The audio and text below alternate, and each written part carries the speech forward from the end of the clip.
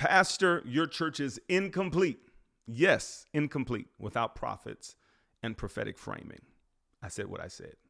The early church was not just built on pastors and teachers. Ephesians 2:20 says that we are built on the foundation of apostles and prophets with Christ as the chief cornerstone. And if the prophetic is absent in your church, your foundation is cracked.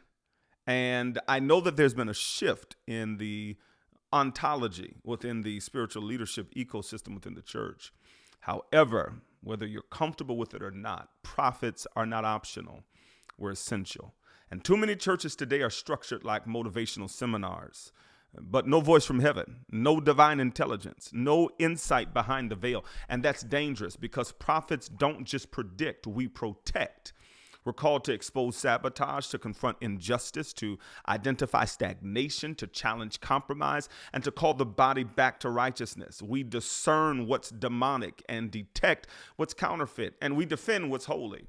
Prophets are not accessories. We are necessities. And if your leadership team has no prophetic voices on it, and just because you're the pastor doesn't make you the prophet, come on, pastor. If you've got no seers, no dreamers, no intercessors who carry burden and revelation and sight beyond the normal measure, then you're leading blind, and worse, you're leading vulnerable. And it's time to repent for silencing what you didn't understand.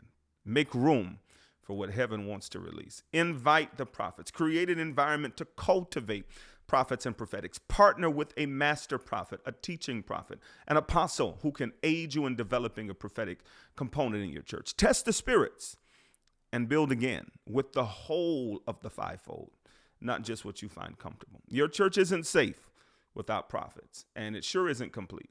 So fix that. If you want to see what they saw in the first century church, you got to rebuild what they saw in the first century church.